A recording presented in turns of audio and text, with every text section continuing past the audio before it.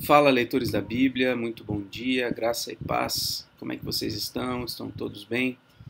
Hoje estamos aqui no 18º dia de leitura bíblica. Esse vídeo vai para o YouTube aí no dia 21 de janeiro.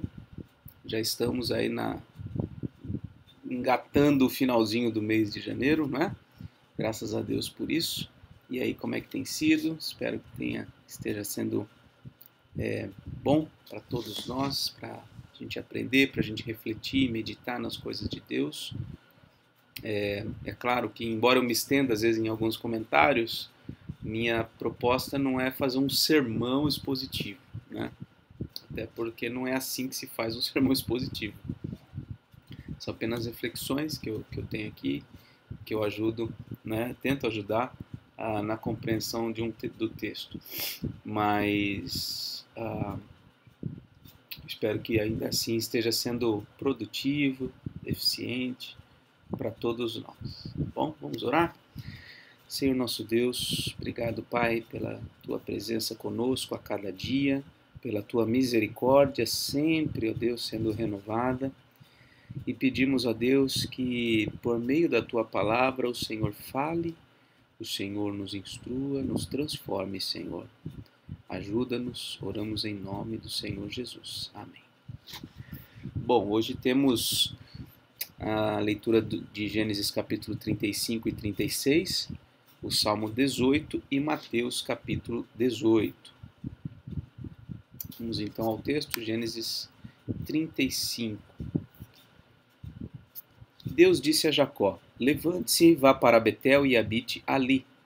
Faça ali um altar ao Deus que lhe apareceu quando você fugia do seu irmão Esaú. Então Jacó disse à sua família e a todos os que estavam com ele: joguem fora os deuses estranhos que há no meio de vocês. Purifiquem-se e troquem de roupa. Vamos nos preparar e ir para Betel. Farei ali um altar ao Senhor que me respondeu no dia da minha angústia, que me acompanhou no caminho por onde andei. Então deram a Jacó todos os deuses estranhos que tinham em mãos e as argolas que lhe pendiam das orelhas, e Jacó os escondeu debaixo do carvalho que está junto a Siquém.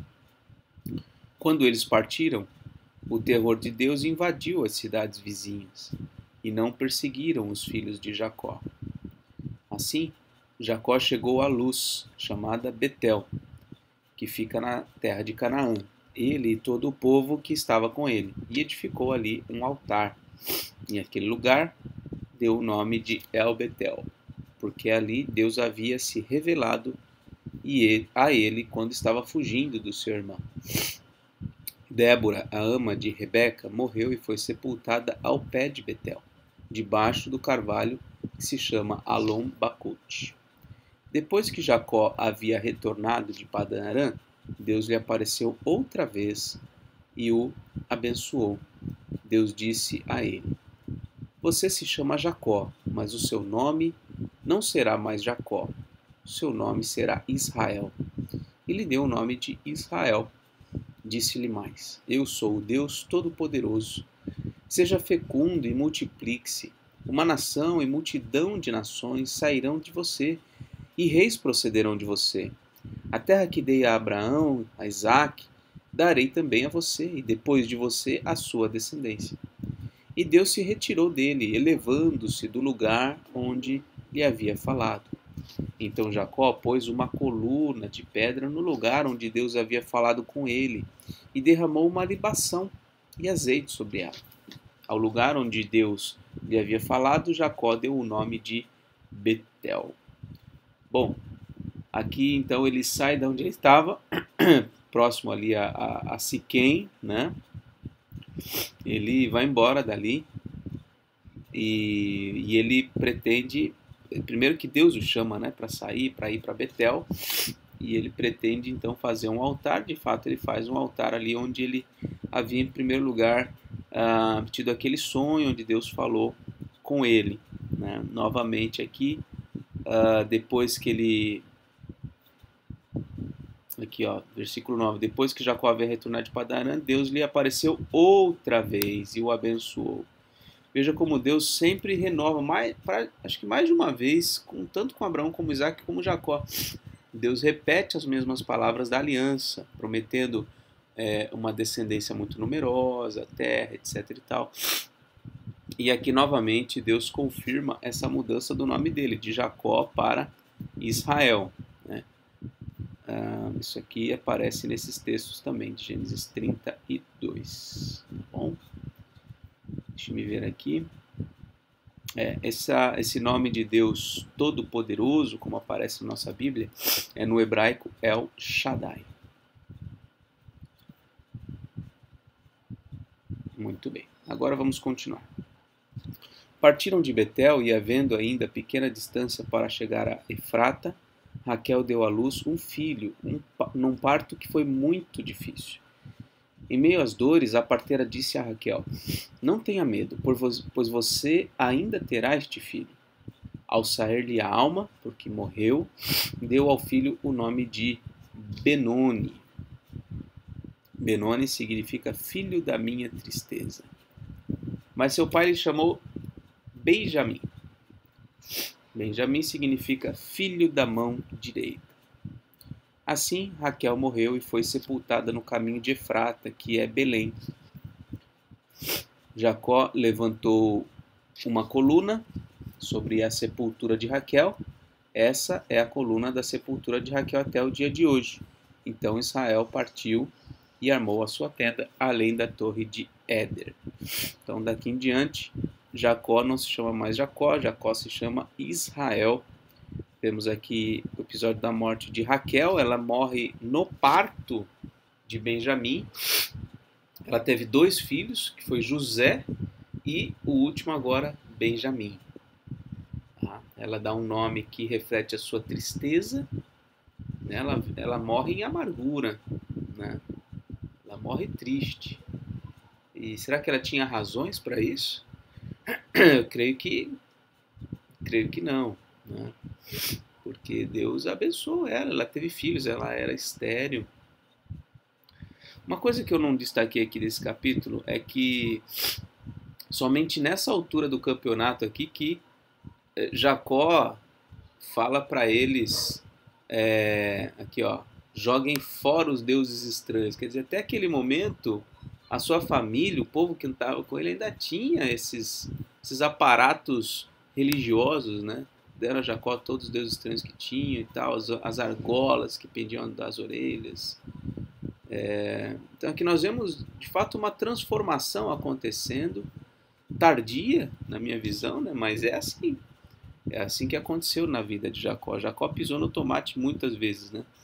Ele teve uma conversão, vamos dizer assim, demorada, né? Até dar a volta completa, ele ser um homem transformado, ele demorou, né? Então, não há nada perdido, né, nas mãos de Deus. Deus tem o seu tempo e nós, obviamente, temos também responsabilidades, né? E Jacó sofreu algumas das consequências, né, das suas presepadas. Vamos seguir. E aconteceu que, habitando Israel naquela terra, Ruben foi e se deitou com Bila, concubina de seu pai. E Israel ficou sabendo disso. Eram 12 os filhos de Israel. Ruben, o primogênito de Jacó, Simeão, Levi, Judá, Issacar, Zebulon, filhos de Lia. José e Benjamim, filhos de Raquel. Dan e Naphtali, filhos de Bila, serva de Raquel. E Gade e Azer, filhos de Zilpa, serva de Lia. São estes os filhos de Jacó que lhe nasceram em Padã Arã. A morte de Isaac. Jacó veio a Isaac, seu pai, a Manre, a Kiriat Arba, que é Hebron, onde peregrinaram Abraão e Isaac. Os dias da vida de Isaac foram 180 anos. Após uma longa velhice, Isaac expirou e morreu, sendo reunido ao seu povo. E Esaú e Jacó, seus filhos, o sepultaram. Então, mesmo depois de tantos anos, Jacó ainda teve o tempo, né, de ver seu pai, de sepultar o seu pai. Descendentes de Esaú, capítulo 36. São estes os descendentes de Esaú, que é Edom. Esaú tomou por mulheres dentre as filhas de Canaã, Ada, filha de Elon, o Eteu, Oholibama, filha de Aná, filho de Zibeão, o Eveu, e Basemate, filha de Ismael, irmã de Nebaiote. De Ada teve Esaú um filho chamado Elifaz, e de Basemate lhe nasceu Reuel. A Oholibama nasceu Jeus, Jalão e Corá. Estes são os filhos de Esaú que lhe nasceram na terra de Canaã.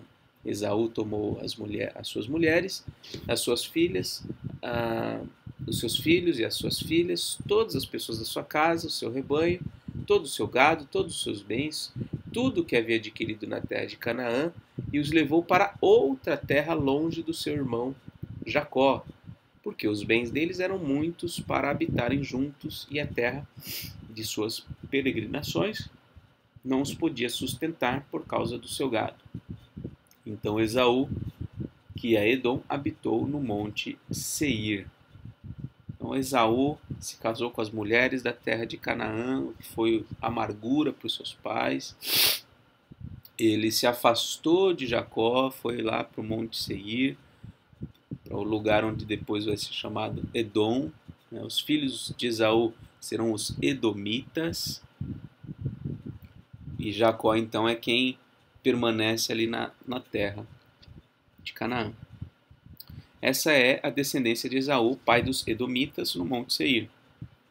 São estes os nomes dos filhos de Esaú: Elifaz, filho de Ada, mulher de Esaú; Reuel, filho de Basemate, mulher de Esaú. Os filhos de Elifaz foram Temã, Omar, Zefô, Gaetã e Kenaz. Timna era concubina de Elifaz, filho de Esaú. Ela deu à luz Amaleque. Estes são os filhos de Ada, mulher de Esaú. E os filhos de Reuel são estes: Naate, Zerá, Samá e Mizá. Estes foram os filhos de Basemate, mulher de Esaú. E são estes os filhos de Oholibama, filha de Aná, filho de Zibeão, mulher de Esaú. Ela deu a Esaú Jeus, Jalão e Corá. São estes os chefes dos filhos de Esaú: os filhos de Elifaz, o primogênito de Esaú, os chefes Temã, Omar, Zefô, Kenaz, Corá, Gaetã e Amaleque. São estes os chefes que nasceram a Elifaz na terra de Edom, são os filhos de Ada. São estes os filhos de Reuel, filho de Esaú, os chefes Naate, Zerá, Samá e Mizá. São estes os chefes que nasceram a Reuel na terra de Edom, são os filhos de Basemate, mulher de Esaú. São estes os filhos de Oholibama, mulher de Esaú, os chefes Jeus, Jalão e Corá. Estes são os chefes que descendem de Oholibama, filha de Aná e mulher de Esaú. São estes os filhos de Esaú, isto é, Edom, e estes são os seus chefes. São estes os filhos de Seir, o Oreu, moradores da terra. Olha só. Sabe o que isso aqui está dizendo? Que Esaú ele saiu de Canaã, da presença dos seus familiares, ele foi para esse lugar, o Monte Seir, e lá ele não expulsou o povo da terra, ele se misturou com o povo da terra. Tá? Esaú se misturou com o povo da terra. Então, por isso está aqui a descendência dos filhos de Seir, o Oreu, moradores da terra. Lotã, Sobal, Zibeão e Aná, Dizon, Ezer e Dizã. São estes os chefes dos Oreus, filhos de Seir, na terra de Edom. Os filhos de Lotã são Ori e Omã. A irmã de Lotã é Timna. São estes os filhos de Sobal: Alvã, Manaate, Ebal, Sefô e Onã. São estes os filhos de Zibeão: Aiá, Aná. Este é o Aná que achou as fontes termais no deserto, quando apacentava os jumentos de Zibeão, seu pai. São estes os filhos de Aná, Dizon e Oholibama, a filha de Aná. Estes são os filhos de Dizon: Endã, Esbã, Itrã e Querã. São estes os filhos de Ezer: Bilã, Zaavã e Acã. São estes os filhos de Dizã: Uz e Arã. São estes os chefes dos Oreus: Lotã, Sobal, Zibeão, Aná, Dizon, Ezer e Dizã. Esses são os chefes dos Horeus na terra de Seir. São estes os reis que reinaram na terra de Edom antes que houvesse rei sobre os filhos de Israel. Em Edom reinou Belá, filho de Beor, e o nome da sua cidade era Dinabá. Belá morreu e em seu lugar reinou Jobabe, filho de Zerá, de Bosra. Morreu Jobabe e em seu lugar reinou Uzão, da terra dos Temanitas. Morreu Uzão e em seu lugar reinou Hadad, filho de Bedad, o que derrotou Midian no campo de Moabe. O nome da sua cidade era Avite. Morreu Hadad e em seu lugar reinou Samlá, de Mesreca. Morreu Samlá e em seu lugar reinou Saul, de Reobote, junto ao Eufrates. Morreu Saul e em seu lugar reinou Baal-Anã, filho de Aquibor. Morreu Baal-Anã, filho de Aquibor, e em seu lugar reinou Adar. O nome de sua cidade era Paú, e o de sua mulher era Meetabel, filha de Matred, filha de Mesaabe. São esses os nomes dos chefes de Esaú, segundo as suas famílias, os seus lugares e os seus nomes. Os chefes de Timna, Alva, Getete, Olibama, Elá, Pinom, Kenaz, Temã, Mibzar, Magdiel e Irã. Estes são os chefes de Edom, segundo as suas habitações na terra que possuíam. Este é Esaú, pai dos Edomitas. Muito bem. Deve ter no meu canal, ou no canal da igreja, em algum lugar, um sermão sobre a descendência de Esaú, se eu não estou enganado. Então acho que vale a pena. Parece um texto tão árido, né? Tão assim, sem significado, sem ensinamentos. Mas nesse sermão eu tento destacar algumas coisas. Faz algum tempo, já não me recordo com exatidão as lições que foram destacadas ali, mas se você tiver interesse, vale a pena pesquisar, tá bom? Caso você não encontre, você pode também me chamar no WhatsApp, eu posso procurar para você e mandar. Talvez até mandar no grupo também, para que todos tenham acesso, tá ok? Então é isso, vamos lá. Seguindo para Salmo 18. Ao mestre de canto, salmo de Davi, servo do Senhor, o qual dirigiu ao Senhor as palavras deste cântico, no dia em que o Senhor o livrou de todos os seus inimigos e das mãos de Saul. Ele disse: Eu te amo, ó Senhor, força minha.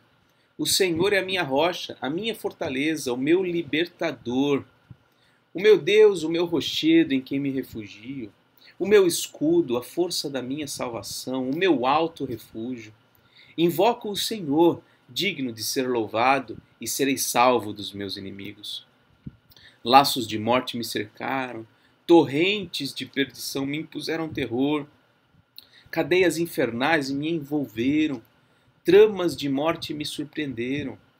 Na minha angústia invoquei o Senhor, gritei por socorro ao meu Deus. Do seu templo ele ouviu a minha voz, e o meu clamor chegou aos seus ouvidos. Então a terra se abalou e tremeu. Vacilaram também os fundamentos dos montes, e se abalaram porque Deus estava irado. Das suas narinas subiu fumaça, e fogo devorador saiu da sua boca. Dele saíram brasas ardentes. Ele baixou os céus e desceu, e teve sob os pés densa escuridão. Cavalgava um querubim e voou. Foi levado sobre as asas do vento. Das trevas fez um manto em que se ocultou. Escuridão de águas e espessas nuvens dos céus eram o seu abrigo. Do resplendor que diante dele havia, as densas nuvens se desfizeram em granizo e brasas de fogo. O Senhor trovejou nos céus. O Altíssimo levantou a sua voz, e houve granizo e brasas de fogo. Atirou as suas flechas e espalhou os meus inimigos. Multiplicou os seus raios e os dispersou. Então ele viu o leito das águas e se descobriram os fundamentos do mundo. Pela tua repreensão, Senhor, pelo sopro impetuoso das tuas narinas. Do alto o Senhor me estendeu a mão e me segurou. Ele me tirou das águas profundas. Livrou-me de forte inimigo e dos que me odiavam, pois eram mais poderosos do que eu. Eles me atacaram no dia da minha calamidade, mas o Senhor me serviu de amparo. Trouxe-me para um lugar espaçoso, livrou-me porque ele se agradou de mim. O Senhor me retribuiu segundo a minha justiça.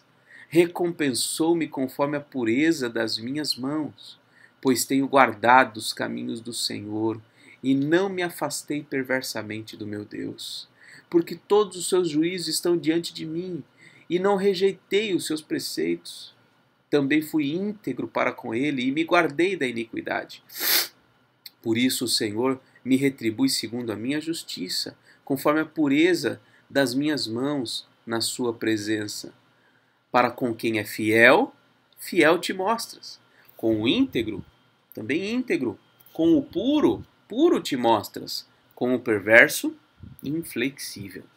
Porque tu salvas o povo humilde, mas os olhos soberbos tu os abates. Porque fazes resplandecer a minha lâmpada. O Senhor, meu Deus, derrama luz nas minhas trevas. Pois contigo posso atacar exércitos. Com o meu Deus salto muralhas. O caminho de Deus é perfeito, a palavra do Senhor é confiável. Ele é escudo para todos que nele se refugiam. Pois quem é Deus além do Senhor? E quem é rochedo a não ser o nosso Deus? O Deus que me revestiu de força e aperfeiçoou o meu caminho. Ele deu aos meus pés a ligeireza das corças e me firmou nas minhas alturas. Ele treinou as minhas mãos para o combate, tanto que os meus braços vergaram um arco de bronze. Também me deste o escudo da tua salvação. A tua mão direita me susteve, e a tua clemência me engrandeceu. Alargaste o caminho sob meus passos, e os meus pés não vacilaram. Persegui os meus inimigos e os alcancei, e só voltei depois de ter acabado com eles. Esmaguei-os a tal ponto que não puderam se levantar. Caíram sob os meus pés. Pois me cingiste de força para o combate, e me submeteste os que se levantaram contra mim. Também puseste em fuga os meus inimigos, e os que me odiavam eu os exterminei. Gritaram por socorro, mas não houve quem os salvasse. Clamaram ao Senhor, mas ele não respondeu. Então os reduzi a pó, o pó que o vento leva. Lancei-os fora como a lama das ruas. Dos conflitos do povo me livraste, e me fizeste cabeça das nações. Um povo que eu não conhecia me serviu. Bastou-lhe ouvir a minha voz, logo me obedeceu. Os estrangeiros se mostram submissos a mim. Os estrangeiros fraquejaram e, tremendo, saíram das suas fortalezas. O Senhor vive. Bendita seja a minha rocha. Exaltado seja o Deus da minha salvação. O Deus que por mim tomou vingança e me submeteu povos. O Deus que me livrou dos meus inimigos. Sim, tu que me exaltaste acima dos meus adversários e me livraste dos homens violentos. Por isso eu te glorificarei entre os gentios, ó Senhor, e cantarei louvores ao teu nome. É ele quem dá grandes vitórias ao seu rei e usa de misericórdia para com o seu ungido, com Davi e sua posteridade para sempre. Que salmo belíssimo, belíssimo. Vale aqui tudo que eu já disse acerca de salmos anteriores. Davi aqui é representante do nosso Senhor e Salvador Jesus Cristo, o Rei dos Reis. Aqui não representa necessariamente a vitória ou enfim, as circunstâncias que acontecem na nossa vida em particular. Aqui não representa, enfim, livramentos, enfim, coisas que se darão na nossa vida, no detalhe da nossa vida. Não, é um salmo que revela o poder, a glória do nosso Redentor, o compromisso que Deus o Pai tem com Deus o Filho de subjugar todos os seus inimigos, de implantar um reino todo-poderoso, né? E nós vemos aqui várias indicações de que Davi ele está falando como um rei, e nós não somos reis. Ele está falando como um rei, e essas palavras se adequam ao rei Jesus, né?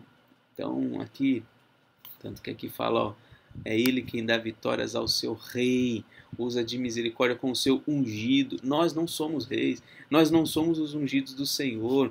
Por isso, quando a gente lê um salmo desse, a gente tem que se alegrar com a vitória que Deus deu, né, e dará finalmente ao seu Filho, porque a ele foi concedida autoridade sobre tudo e sobre todos. E nós nos alegraremos na vitória do nosso rei. Quer dizer que a gente vai ter vitória o tempo todo? É duro dizer isso, porque, sinceramente, como ser humano, eu gostaria de ter vitória sobre um monte de coisas. Eu gostaria de ver uma série de inimigos sendo destruídos. Mas não é isso que a Bíblia está dizendo. Então a gente tem que se contentar e se alegrar em Cristo, na sua vitória, no seu poder. Que Deus nos abençoe. Que leitura maravilhosa do Salmo 18. Agora vamos a Mateus 18, um texto complicadíssimo também. Naquela hora, os discípulos se aproximaram de Jesus e perguntaram: quem é o maior no reino dos céus? E Jesus, chamando uma criança, colocou-a no meio deles e disse: em verdade lhes digo, se vocês não se converterem e não se tornarem como crianças, de maneira nenhuma entrarão no reino dos céus. Portanto, aquele que se humilhar como esta criança, esse é o maior no reino dos céus. E quem receber uma criança tal como esta em meu nome, é a mim que recebe. Deixe-me fazer uma observação aqui. Inclusive ontem eu estava reouvindo um sermão que eu preguei com base em um versículo de Mateus 18. Então eu vou fazer o seguinte, eu vou fazer a leitura completa, do início ao fim do capítulo 18, e vou pôr na descrição deste vídeo aqui as duas mensagens, os dois sermões que eu mencionei. O sermão sobre a descendência de Esaú e o sermão sobre Mateus 18, versículo 20, que na verdade eu faço uma exposição de todo o capítulo. Tá bom? Então eu farei apenas a leitura do início ao fim e vamos encerrar a leitura. E se você tiver interesse, você pode ouvir a mensagem. Tá bom? Se não me engano, eu li até o versículo 5, né? Então vamos continuar. E se alguém fizer tropeçar um destes pequeninos que creem em mim, seria melhor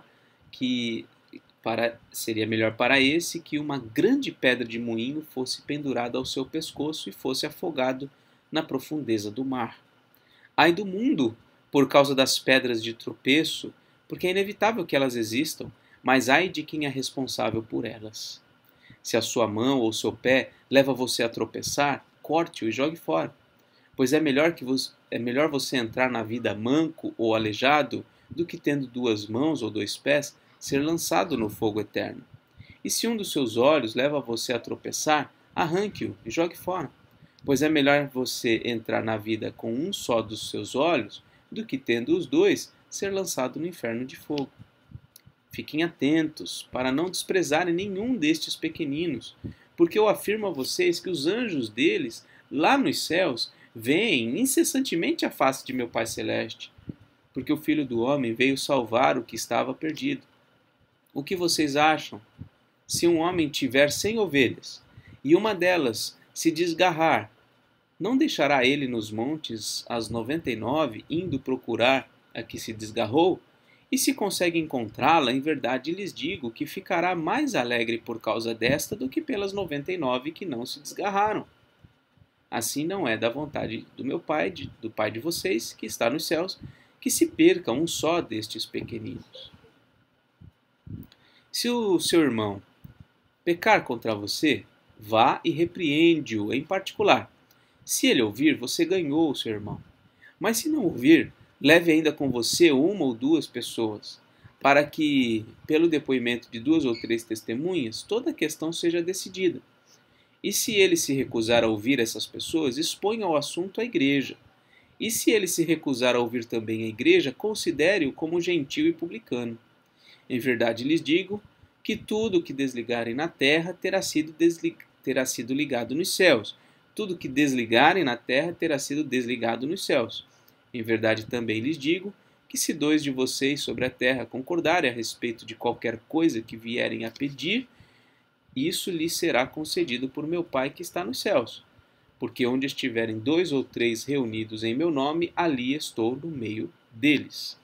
Esse versículo 20, também o 19, são interpretados aí, são muito citados no meio evangélico, e esse sermão que eu mencionei, convido você a assistir, pode elucidar o significado do que está aqui, tá bom?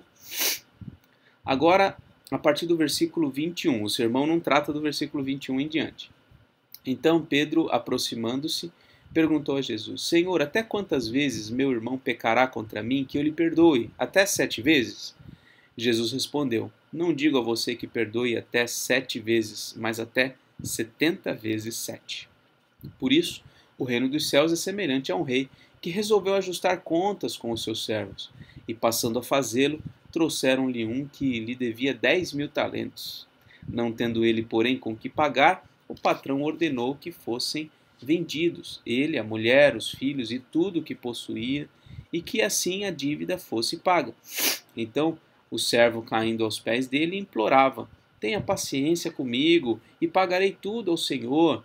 E o senhor daquele servo, compadecendo-se, mandou-o embora e perdoou-lhe a dívida. Saindo, porém, aquele servo encontrou um dos seus conservos, que lhe devia 100 denários. Agarrando-o, começou a sufocá-lo, dizendo: Pague-me o que você me deve. Então o seu conservo, caindo aos pés dele, pedia: Tenha paciência comigo e pagarei tudo a você. Ele, porém, não quis. Pelo contrário, foi e o lançou na prisão até que saldasse a dívida. Vendo os seus companheiros o que havia acontecido, ficaram muito tristes e foram relatar ao seu senhor tudo o que havia acontecido. Então o senhor, chamando aquele servo, lhe disse: Servo malvado, eu lhe perdoei aquela dívida toda, porque você me implorou. Será que você também não devia ter compaixão do seu conservo, assim como eu tive compaixão de você? E indignando-se, o Senhor entregou aquele servo aos carrascos, até que lhe pagasse toda a dívida. Assim também o meu Pai, que está nos céus, fará com vocês, se do íntimo não perdoarem cada um a seu irmão. Todo esse capítulo está em torno de uma ideia central, né? E é interessante você ler e captar essa ideia. Nessa parte final ele está falando de perdão. Anteriormente foi falar de restauração de irmão em pecado. Então é basicamente quase a mesma coisa, né? Jesus diz que nós devemos perdoar não 1, nem 2, nem 3, nem 4 vezes, nem 7 vezes, mas 70 vezes 7.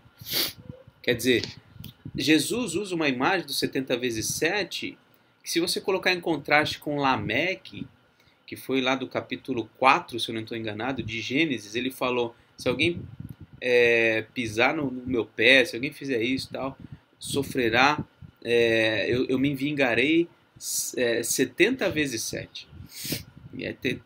Tem essa comparação aqui, numérica, né? Então, ao contrário de Lameque, que se vinga, né, nessa proporção, Jesus está falando: não, os cristãos devem perdoar nessa altíssima proporção, né?